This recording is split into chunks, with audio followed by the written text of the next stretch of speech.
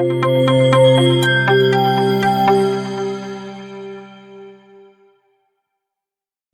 el video anterior vimos varios conceptos sobre los códigos correctores de errores y también vimos la definición del canal binario simétrico. Vimos primeramente el concepto de códigos de repetición para entonces definir el concepto de tasa del código. Posteriormente vimos un ejemplo de códigos rectangulares para comprender que un código corrector de errores añade redundancia a la información a transmitir. Con esto presentamos cuál es el objetivo de los códigos correctores de errores. Presenté un par de taxonomías, de la cual una de ellas es más adecuada para el tipo de códigos que vamos a ver en este curso. Posteriormente entonces definí qué es un código binario de bloque y añadimos una característica para que el código sea lineal. Finalmente, en ese video, en el video anterior, vimos un ejemplo para presentar inicialmente los códigos de Hamming. En este video entonces vamos a continuar nuestro estudio sobre los códigos binarios lineales de bloque, que nos permitirá profundizar más sobre este importante tema que abarca la primera parte del curso. Para ello, insistir en que en este curso vamos a operar notablemente sobre un campo, el campo binario. Más adelante definiremos lo que es un campo. Por el momento necesitamos solamente decir que las operaciones que vamos a realizar son sumas módulo 2. Correspondientemente, estas sumas módulo 2 se les conoce en operaciones lógicas como la suma XOR. Para ello un breve recordatorio. Si A y B son dos variables binarias, entonces A asume el valor de 0 o bien A asume el valor de 1. Lo mismo sucede para B. Esta es la tabla de suma módulo 2. En la parte de arriba tenemos los valores que puede asumir A, o bien 0 o bien 1, como acabamos de decir. Y en la columna de la izquierda tenemos los valores que puede asumir B, o bien 0 o bien 1, igual como acabamos de describir. Entonces, hagamos la suma módulo 2 para presentar este breve recordatorio. 0 más 0 es 0. 0 más 1 es 1. Ahora 1 más 0 es 1. Hasta ahí las sumas son tal cual las hemos aprendido hasta este momento en nuestra licenciatura. Ahora tenemos 1 más 1. Normalmente diríamos 2, pero el elemento 2 no está en este campo, en el campo binario. Entonces 1 más 1, la definición de la suma módulo 2 es que nos da 0. Si hablamos de operaciones lógicas correspondientemente, entonces esta es la tabla de verdad de la operación XOR. Recordad entonces esto, las sumas que vamos a hacer en este curso van a ser mayormente sumas módulo 2. Continuamos con nuestro estudio de los códigos lineales de bloque. Nuevamente tomemos el código de Hamming 7.4 que utilizamos como ejemplo al final del video anterior. El código, las 16 palabras de código son estas que presento en pantalla. Entonces, la condición para que el código sea lineal es de que la suma de cualquier par de palabras es otra palabra de código. Por ejemplo, tomemos una de las palabras de este código 7.4, 1, 3 ceros, 1, 1, 0, y sumémosla con otra palabra, 3 unos y 4 ceros. Entonces, lo que dice aquí es que el resultado tiene que estar también dentro de este código. 0, 1, 1, 0, 1, 1, 0. Y efectivamente, el resultado es una palabra del código. Entonces, con esto pues mostramos un ejemplo para comprobar que el código de Hamming 7.4 es un código lineal binario de bloque. De este tipo de códigos vamos a estar hablando en esta primera parte del curso. Matemáticamente se dice entonces que las palabras que acabo de mostrar, las 16 palabras, pertenecen a un espacio vectorial y más precisamente a un subespacio vectorial. Comencemos recordando que es un espacio vectorial. El conjunto de todas las n tuplas binarias Vn se llama espacio vectorial sobre el campo binario de dos elementos, 0 y 1. N tuplas binarias significa que es una palabra binaria con n dígitos. Vn, esa Vn que muestro ahí, tiene n dígitos. Casualmente es el número de dígitos que estamos manejando para las palabras de código, como voy a ejemplificar en unos instantes. Entonces, tomemos un subconjunto de Vn. Un subconjunto S del espacio vectorial Vn se llama subespacio si se cumplen las siguientes condiciones. El vector de todos ceros está en S. La suma de cualquier par de vectores de S también está en S. Si regresamos al código 7.4, vemos que se cumplen ambas condiciones. Entonces, hace un momento mostramos las 16 palabras de código del código 7.4. Ese es un subespacio vectorial y cumple estas dos condiciones. Es un subespacio vectorial de Vn. Vn va a ser un espacio vectorial mucho más grande que su subespacio, por supuesto. Voy a mostrarlo en un instante. Entonces, Estas propiedades son fundamentales para caracterizar algebraicamente los códigos lineales de bloque. Si tomamos dos palabras de código, NK, entonces decimos que el código es lineal si y solo si la suma de esas dos palabras es también un vector del código, como acabamos de ver. Entonces un código lineal de bloque. En un código lineal de bloque, los vectores fuera del subespacio no se pueden crear sumando palabras del código, legítimas, miembros del subespacio. ¿A qué me refiero con esto? Bueno, tenemos un conjunto de 2 a la k n tuplas. En el ejemplo que acabo de mostrar, 7, 4, ese de 2 a la k es igual a 16. Son palabras de 7 dígitos, entonces n es 7. Un conjunto de 2 a la k n tuplas es un código lineal de bloque si y solo si es un subespacio del espacio vectorial Vn de todas las n tuplas. Bueno, estas son palabras formales que definen matemáticamente a qué nos referimos con los códigos correctores de errores. Son más claras con un ejemplo. Aquí está el ejemplo. Tenemos palabras de 7 dígitos. ¿Por qué 7 dígitos? Porque estoy manejando como ejemplo el código 74. N es igual a 7, que es el tamaño de la palabra de código, y K igual a 4, que son los dígitos de información. 2 a la 7 es 128. Aquí estoy enlistando 128 palabras de código. Sin embargo, 2 a la 4 es 16. Como ustedes ven, solamente hay 16 palabras resaltadas en rojo. Ese es el subespacio vectorial de Vn. Vn está formado por las 128 palabras que estamos viendo aquí. El código de Hamming 74 son las palabras resaltadas en rojo, que es un subespacio vectorial de las 128 palabras de aquí. Esto hace más claro entonces las definiciones de la diapositiva anterior. Entonces las 16 palabras rojas válidas son un subespacio de Vn. Si vemos, tomamos dos palabras que no son del código, la primera y la segunda, las sumamos y nos da como resultado una palabra en negro, evidentemente porque no es una palabra de código, ninguna de las dos. Con esto entonces comprobamos las propiedades que acabo de señalar en la diapositiva anterior. Tomamos dos palabras que no son del código, dos palabras negras, las sumamos y no podemos esperar que nos dé una palabra en rojo, porque son palabras inválidas. Entonces, vemos que esta no es una palabra del código. Visto desde otra perspectiva, entonces aquí muestro lo que ejemplificaría las 128 n tuplas de la diapositiva anterior. Generalmente, entonces 2 a la n tuplas constituyen el espacio vectorial completo. En el ejemplo anterior, las 128 palabras de 7 dígitos que acabo de mostrar. Sin embargo, solamente 16, o sea, 2 a la k, constituyen el subespacio de palabras de código, que es el que nos interesa. En un sistema de comunicaciones o en un sistema de almacenamientos, la información es una larga secuencia de dígitos, como la que muestro ahí. ¿Cómo lo transmitimos? Entonces, vamos a ir agrupando esas secuencias de dígitos para codificar cada bloque. La secuencia se segmenta en bloques de tamaño k. Por ejemplo, si k es igual a 4, entonces ahí tomo los primeros 4 dígitos y voy a tener que transformarlos en una n tupla. Luego tomo los siguientes 4, los siguientes 4, los siguientes 4 y así continúo en la secuencia de información para la transmisión en un sistema de comunicaciones o en un sistema de almacenamiento. La información es un vector U de tamaño k. Estas son las literales que vamos a manejar todo el curso, así que es importante tomarlas en cuenta. Entonces, en este caso k es igual a 4 porque son 4 dígitos de información. Ese vector U ingresa al codificador de canal y el codificador de canal va a producir un vector V. Entonces, el codificador de canal implementa una función de codificación que transforma estos 4 dígitos en palabras más grandes, es decir, un vector V. En el ejemplo que hemos visto, entonces 4 dígitos de información se transforman en 7 dígitos de palabra de código. ¿Cómo se hace esto?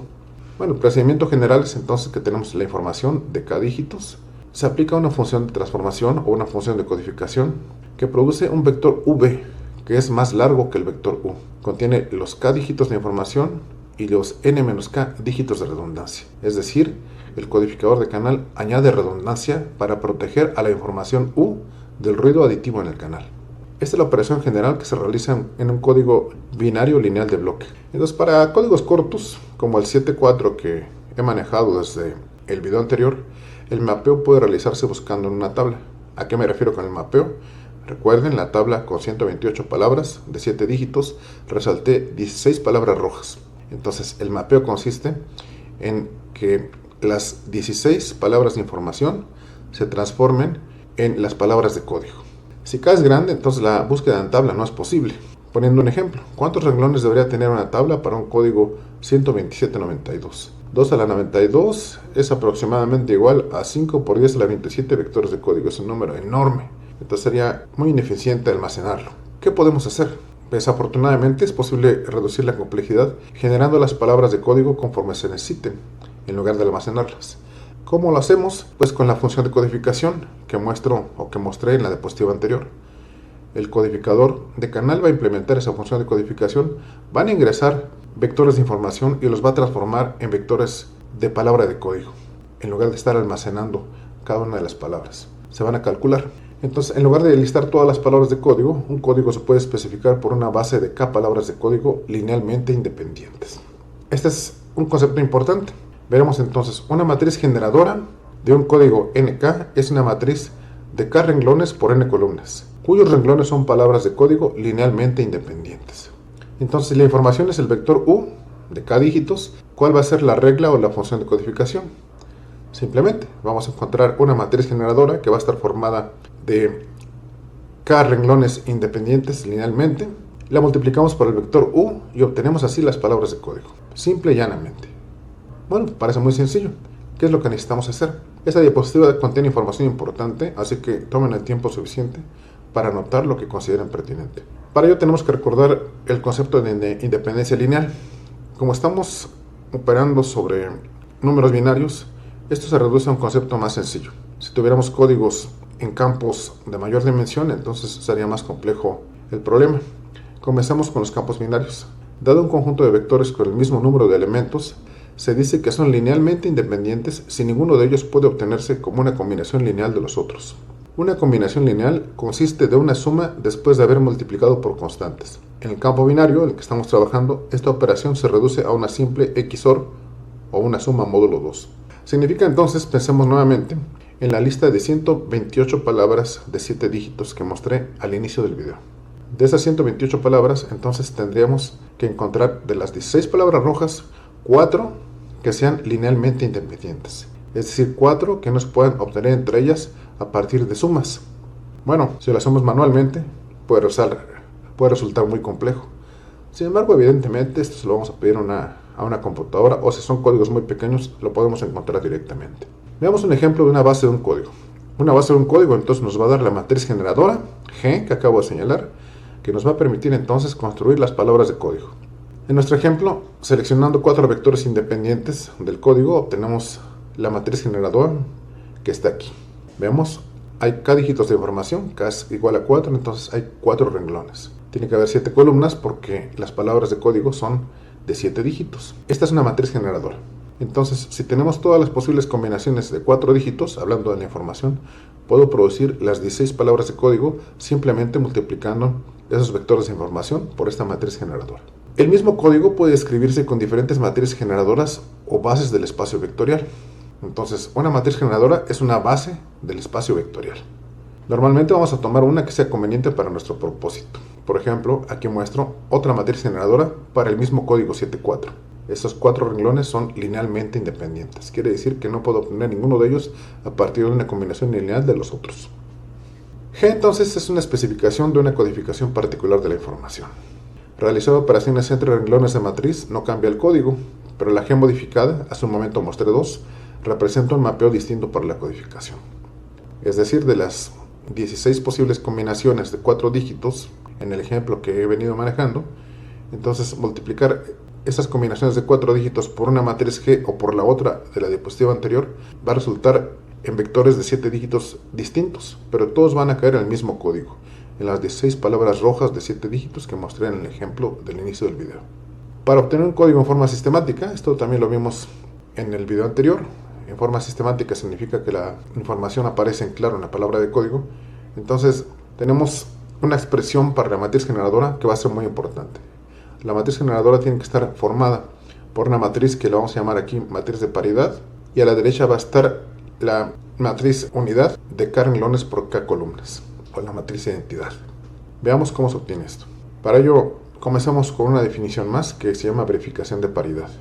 Definamos una verificación de paridad como un vector H de tamaño n. Si multiplicamos la matriz generadora por una verificación de paridad transpuesta, nos va a dar un vector 0. Los vectores H, o sea, las verificaciones de paridad, forman un subespacio V de dimensión n-k. Entonces, esta definición va a ser muy importante, sobre todo para el receptor en el sistema de comunicaciones digital. Una matriz de verificación de paridad H para un código NK es una matriz de n-k renglones por n columnas, cuyos renglones son verificaciones de paridad linealmente independientes. Estos vectores H entonces son las verificaciones de paridad. Si G es una matriz generadora para el código y H es una matriz de verificación de paridad, tenemos lo siguiente. Multiplicamos la matriz generadora por la matriz de verificación de paridad H transpuesta y nos va a dar 0. 0 es una matriz de k renglones por n-k columnas y todos son ceros. Aquí debo insistir que la matriz generadora va a ser entonces muy importante en el transmisor del sistema de comunicaciones y la matriz de verificación de paridad vamos a emplearla para el receptor. Ambas definen a un código lineal binario de bloque. Va a ser entonces importante conocer también la matriz de verificación de paridad para implementarla en el receptor. Podemos encontrar la matriz H a partir de la forma sistemática de la matriz generadora. Entonces, si tenemos la forma sistemática de la matriz generadora que acabo de señalar hace un momento, tomamos la matriz de identidad de n-k por n-k y a la derecha le ponemos la matriz de paridad transpuesta. Insisto, y es una matriz identidad de n-k renglones por n-k columnas. Si usamos dicha matriz, o sea H, los primeros n-k elementos de la palabra de código son combinaciones lineales de los primeros k elementos. Y entonces a los últimos símbolos se les llama símbolos de verificación de paridad, porque está aquí presente esta matriz de paridad transpuesta. También tenemos entonces esta relación. El vector V es el que produce el codificador de canal. Si lo multiplicamos por la matriz de verificación de paridad transpuesta, pues lo podemos representar también como U multiplicado por G. U multiplicado por G, recordemos que nos da el vector de palabra de código. Esto multiplicado por H transpuesta, G por H transpuesta hemos visto que es 0 y en consecuencia esto nos va a dar 0. Si tenemos verificaciones de paridad y los multiplicamos entonces por vectores de información válidos, esto siempre nos va a dar 0. Si no son vectores de información válidos, entonces la multiplicación no nos va a dar 0. Esto va a ser un indicio muy importante entonces en nuestro estudio de los códigos correctores de errores. Ahora veamos también un concepto fundamental que vamos a utilizar en el lado receptor del sistema de comunicaciones. Es el concepto de síndrome.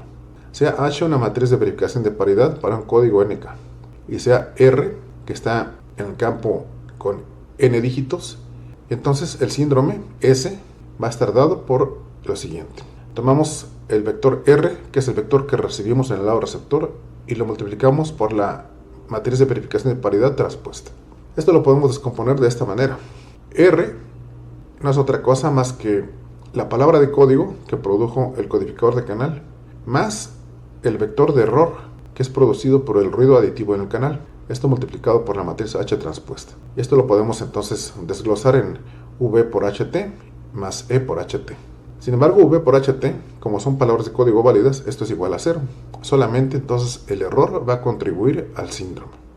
Síndrome significa en los sistemas de comunicaciones algo parecido a lo que significa en nuestra salud. Si tenemos un síndrome, un síntoma, significa que algo nos sucede. Si a una palabra que recibimos en el sistema digital de comunicaciones le sucede algo, quiere decir que estuvo contaminada por los errores. Si no le sucede nada, es decir, si no estuvo contaminada por los errores, su síndrome va a ser igual a 0. El término síndrome se refiere al hecho de que se refleja el error en la palabra recibida. Esto va a ser muy importante para la decodificación. Vamos a ver dos métodos en este curso para esta parte. Una palabra de código no contribuye al síndrome. Es lo que acabo de señalar aquí eliminando este término. V es una palabra de código, entonces si le calculo un síndrome, el síndrome va a ser igual a 0. A eso me refiero con esto. Si tenemos una palabra de código, es decir, una palabra de código válida que no ha sido contaminada por los errores, entonces el síndrome es igual a 0. He insistido esto 3 veces porque es muy importante comprenderlo, aunque es muy sencillo, para seguir adelante en el estudio de códigos correctores de errores. Bueno, pues ahora vamos a proceder a un ejercicio. Si ya conocemos una base del código, es decir, si ya conocemos la matriz generadora y la acomodamos de forma, voy a decir desde ahora, estándar para obtener palabras de código sistemáticas, entonces a partir de ella podemos obtener la matriz H, la matriz de verificación de paridad. Nos preguntamos eso, ¿cuál es la matriz de verificación de paridad H para el código 7.4 inicial? Sabemos que para producir palabras de código sistemáticas, si arreglamos la matriz generadora de esta manera, y 4 y a la derecha la matriz de paridad, podemos obtener entonces la matriz H. Tomamos P, la transponemos, y luego a la derecha tenemos la matriz de identidad de 3×3, para este caso. Entonces aquí tenemos la matriz generadora de 4 renglones por 7 columnas. Identificamos a la matriz de identidad de 4×4. Aquí tenemos el 4. Aquí está. Veamos esta columna, esta diagonal es de solo unos. Significa entonces que a la derecha tenemos la matriz de paridad.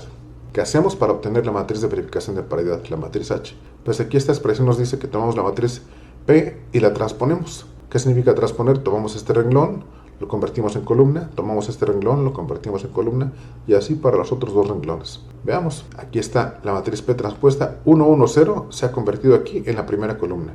0, 1, 1 se ha convertido en la segunda columna. 1, 0, 1 se ha convertido en la tercera columna y 3 unos se convirtieron en la cuarta columna. Ahí está la matriz P transpuesta.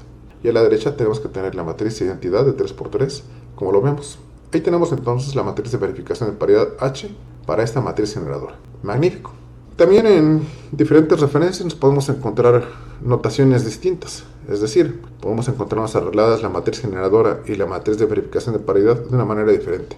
Generalmente la podemos encontrar también en esta otra forma, en esta notación alternativa.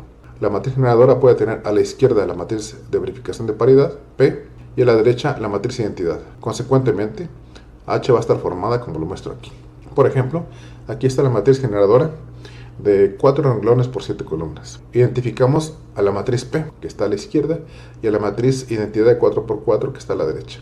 ¿Qué hacemos para obtener la matriz H? Bueno, a la izquierda ponemos la matriz identidad de 3 por 3 y a la derecha ponemos P transpuesta. Aquí está P transpuesta. Este renglón 1, 1, 0 se convirtió en la primera columna de P transpuesta. Este otro renglón 0, 1, 1 se convirtió en la segunda columna y así para el tercer y cuarto renglones. Entonces tenemos tanto esta notación como la anterior. En este curso voy a manejar notablemente la primera, aunque en ocasiones también utilizaré la segunda. Ahora vemos un ejemplo de codificación. Para el código de Hamming 7.4 nos piden codificar el vector de información U1001. ¿Cuál es la regla de codificación? Si disponemos del vector de información y de la matriz generadora, entonces podemos obtener la palabra de código. Ambas las cosas lo tenemos. Sabemos que la palabra de código V es la multiplicación del vector de información U por la matriz generadora. Vamos a hacerlo. Tenemos ahí lo siguiente. La palabra de código V va a ser igual al vector U por la matriz generadora. Para esto tenemos que recordar cómo multiplicar vectores por matrices. ¿Cómo lo hacemos? Multiplicamos el vector 1001 por la primera columna, dígito a dígito. 1 por 1, 1. 0 por 0, 0. 0 por 1, 0. Y 1 por 1, 1. Ahí tenemos entonces el primer dígito. Vamos con el segundo. Multiplicamos entonces el vector por la segunda columna. 1 por 1 es 1. 0 por 1 es 0. 0 por 1 es 0. Y 1 por 0 es 0. Así hacemos para los otros 5 dígitos restantes. ¿Qué es lo que obtenemos? Obtenemos finalmente una palabra de código V de 7 dígitos. Al final, al multiplicar, veremos que esta suma 1 más 0 es 1, más 0 es 1, más 1 es 0. 1 más 3 ceros es un 1, y lo mismo para realizar las otras 5 operaciones. Entonces, este es el vector de código correspondiente. Cualquiera otra de las 15 combinaciones distintas de 4 bits para la información, si deseamos obtener su palabra de código correspondiente, entonces la multiplicamos por la matriz generadora y así obtenemos una palabra de código. Más adelante veremos que estas palabras de código no están en forma sistemática, es decir, que la información 1001 no aparece necesariamente en claro para la decodificación. Para este caso sí va a aparecer porque tenemos a la matriz generadora en su forma estándar, es decir, a la matriz identidad de 4x4 acá y a la matriz P del lado izquierdo. Siempre que tengamos la matriz, entonces la matriz generadora en su forma estándar o en su forma sistemática, vamos a obtener palabras en forma sistemática. Pero no va a ser necesariamente siempre el caso, como veremos más adelante. Va a ser algo más general cuando veamos códigos cíclicos, que son los códigos más importantes que veremos en este curso en lo que respecta a los códigos de bloque. Vamos a definir dos conceptos más que son fundamentales para la teoría de códigos correctores de errores, que son los de distancia mínima y peso mínimo. El primero de ellos es el peso de Hamming. El peso de Hamming de un vector X, lo representamos por ejemplo como W de X, es igual al número de elementos diferentes de 0 en el vector. Entonces, el peso de una palabra va a ser igual, en nuestro caso, al número de unos que hay en la palabra. Quisiéramos poder corregir todos los patrones de errores de peso menor o igual que t para algún t dado. Entonces, un código es corrector de t errores si para cualquier par de palabras VI que no sean iguales y para cualquier par de patrones de error E1 y E2 de peso menor o igual que t, tenemos que si a la primera palabra le sumamos un error y a la segunda le sumamos otro error, estos van a ser distintos. Vamos a ver entonces una expresión que nos va a permitir determinar si el código es capaz de corregir T errores o no. Vamos a hacer un ejercicio con respecto al peso de una palabra. Encontrar los pesos del código 7.4 descrito inicialmente. ¿Cuántas palabras de código tenemos? Tenemos 2 a la 4, que es igual a 16. Ahí están las 16 palabras del código que hemos venido manejando desde el video anterior. Nos piden encontrar los pesos de cada una de las palabras. Entonces, recordar que el peso es igual al número de dígitos 1 en cada palabra. Entonces, el peso de la primera palabra es 0 porque no hay ningún 1. En la segunda palabra tenemos 3 unos, en consecuencia su peso es 3. En la tercera palabra tenemos 3 unos, su peso es 3. Y así continuamos para todas las palabras. Vemos que la palabra entonces de todos ceros, evidentemente su peso es 0. Y la palabra de todos unos, su peso es 7 porque hay 7 dígitos. De ahí en adelante tenemos palabras con peso 3 y con peso 4. En este código. Aquí me faltan dos literales que no aparecen por alguna razón en la animación. Las voy a poner aquí. La siguiente definición es una definición fundamental en la teoría de códigos correctores de errores. La distancia de Hamming. La distancia de Hamming entre dos vectores X y Y, que lo denotamos por D, es el número de posiciones en las que difieren estos dos vectores. La distancia entre X y Y va a ser igual a 0 si y solo si ambos vectores son iguales. La distancia entre ambos vectores X y Y va a ser igual a la distancia entre Y y X. Estas son las propiedades de la distancia. Y finalmente, si tenemos tres vectores X, Y y Z, la distancia entre X y Y va a ser menor o igual que la distancia entre X y Z más la distancia entre Z y Y. Esto nos recuerda a cuando veíamos la teoría euclidiana. Entonces, las distancias de Euclides, o de Euclid, como se pronuncia en francés, tienen exactamente las mismas propiedades que la distancia que vemos aquí. De H, entonces, satisface las propiedades usuales de una distancia, de cualquier distancia que podamos medir con una cinta métrica. Y esta tercera propiedad se le conoce como desigualdad del triángulo. Ahora, este es el concepto fundamental para conocer la capacidad de corrección de un código y la capacidad de detección. La distancia mínima de un código es la distancia mínima de Hamming entre cada par de palabras diferentes del código. Entonces, la distancia mínima puede calcularse comparando todos los pares de palabras de código. Vamos a ver un lema aquí y un teorema. En un código NK, la distancia mínima es igual al peso mínimo de una palabra de código diferente de 0. Esto va a ser muy importante porque nos va a ahorrar muchas operaciones.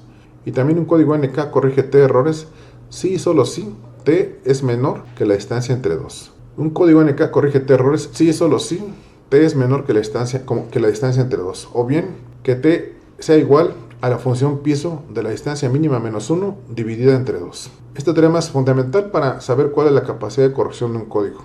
Vamos a hacer ejercicios en lo que resta de este video para ambos conceptos. Este ejercicio es para determinar la distancia mínima de Hamming. Tomamos nuevamente el código que hemos venido manejando desde el video anterior. Encuentra la distancia mínima del código 7.4 inicial. Aquí tenemos las 16 palabras de código del código 7.4. Entonces, veamos cuál es la distancia entre esta palabra y la segunda palabra, que es el número de posiciones en las que difieren. Difieren en 3 posiciones. ¿Cuáles son las 3 posiciones? Esta, en la segunda difieren. En la cuarta y en la quinta. Ahí están las 3 posiciones en las que difieren. Ahora tenemos que ver la distancia de esta palabra con las otras 15 palabras. Así, 3, con otras. Y bueno, hacerlo así uno por uno sería terrible. Hacerlo palabra por palabra sería muy ineficiente. Afortunadamente tenemos el lema que acabamos de ver en la diapositiva anterior. Vamos a usarlo. Si procedíamos con este método, comprobaríamos que la distancia mínima del código 7.4 es de 3. Usemos el lema que acabamos de denotar. Entonces ya encontramos los pesos de cada una de las 16 palabras de este código. Y vemos que el peso menor que encontramos es de 3. En consecuencia, la distancia mínima del código 7.4 es de 3, como señalo acá abajo. Si quiero saber cuántos errores puedo corregir con el código 7.4, utilizamos entonces la expresión que se denotó hace un par de diapositivas. Tomamos la distancia mínima, le restamos 1, la dividimos entre 2 y lo obtenemos la función piso. 3 menos 1 es 2, 2 entre 2 es 1.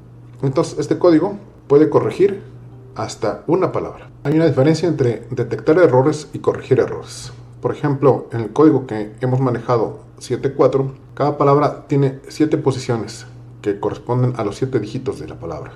Para poder corregir un error específico tenemos que saber en qué posición de la palabra se ha invertido el dígito. Entonces, para poder corregir tenemos que conocer la posición exacta. En cambio, para detectar solamente podemos decir que alguna palabra está contaminada, pero no necesariamente vamos a saber la posición. La capacidad de detección y la capacidad de corrección son entonces dos conceptos distintos. La distancia mínima de Hamming nos sirve para ambas cosas. Es un parámetro fundamental de un código corrector de errores. La distancia mínima de Hamming determina la capacidad de detección de errores también. La expresión para decir hasta cuántos errores puede detectar un código es esta. A la distancia mínima le restamos 1, siempre. Entonces la capacidad de corrección, como lo hemos visto, es la función piso. Distancia mínima menos 1 dividida por 2. Esta es la capacidad de corrección. Para el código de Hamming 7.4, hemos visto entonces que podemos corregir hasta un error y máximo podemos detectar 2. Retomemos ahora el ejemplo inicial del video anterior, en donde utilizamos el código de repetición R3. Cada dígito se repite 3 veces en el canal. Encuentre la distancia mínima y la capacidad de corrección del código de repetición R3. Bueno, recordemos que el código R3 repite 3 veces cada bit transmitido. Entonces existen 2 palabras válidas de código. ¿Cuáles son? Para el dígito de información 0, la palabra válida de código es 3 ceros. Y para el dígito de información 1, la palabra válida de código son 3 unos. Las otras 6 combinaciones de 3 dígitos son palabras que no son válidas de código. La distancia mínima, entonces en este código es de 3, porque ambas palabras difieren en 3 posiciones. Esto significa que la capacidad de corrección es de 1 y que la capacidad de detección es de mínima menos 1 es igual a 2. Este código puede entonces corregir hasta un error y detectar 2. Veamos entonces la importancia de la distancia mínima.